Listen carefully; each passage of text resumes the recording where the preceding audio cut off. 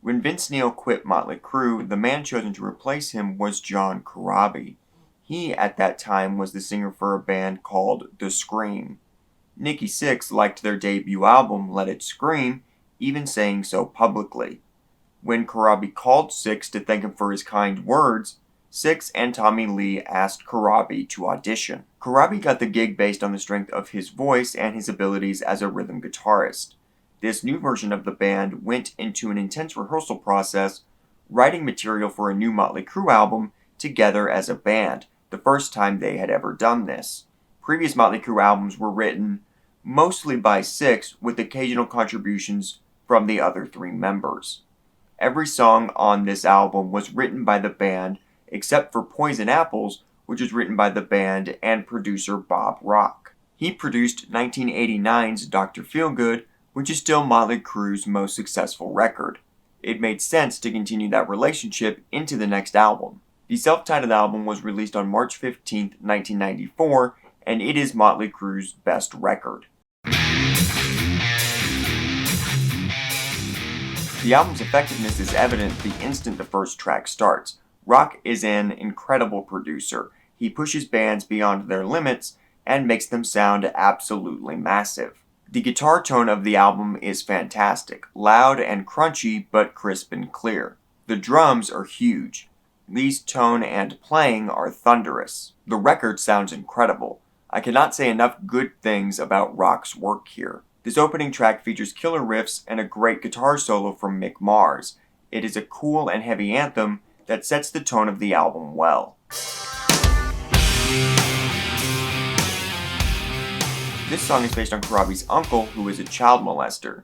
Sixx encouraged him to write about it, and the resulting lyrics are great, very personal and full of rage. The song also showcases Corabi's voice and why he's a more effective singer than Neil. There's more emotion and power in his voice that really works. The riff is cool and heavy. I love the acoustic guitar that complements the main riff. Mars delivers another great solo, and the coda is very cool with a nice beefy bass. This is the first single. It features a cool bass line, especially in the intro. The different guitars are really interesting and mixed well together.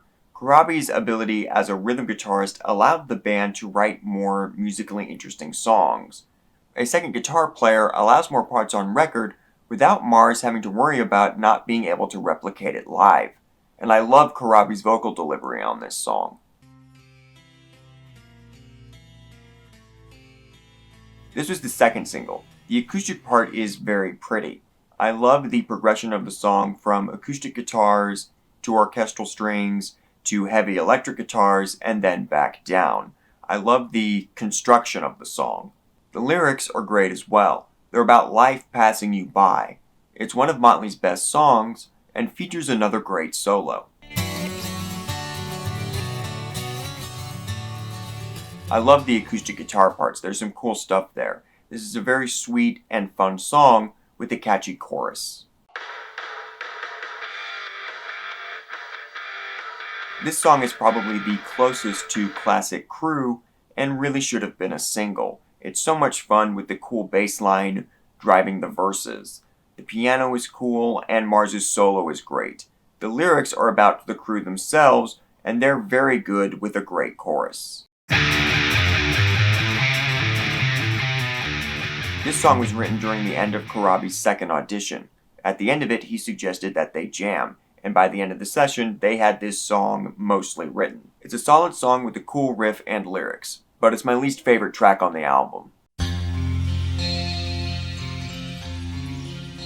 I love that moody intro riff. The whole vibe of the song is really cool, and the lyrics are great. It's a declaration of self, cleverly using a typically romantic phrase. It's cool and very Mötley Crüe to take that phrase in an atypical way and use it in a kind of gothic song.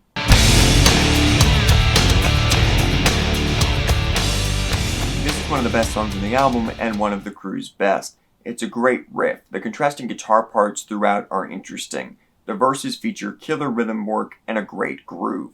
The chorus is amazing and I love Corabi's vocal delivery.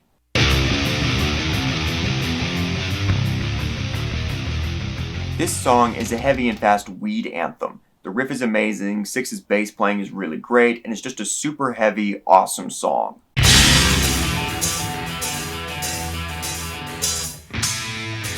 This track is about the LA riots. Crüe brought a different lyrical perspective to the band. Six, as a lyricist, is often very internal.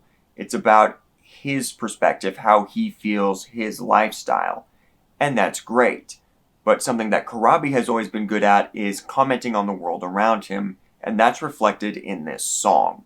I'm assuming Crüe wrote most of these lyrics since they're more in his style, and Six doesn't typically write like this. But I could be wrong. Maybe Six did write a lot of these lyrics.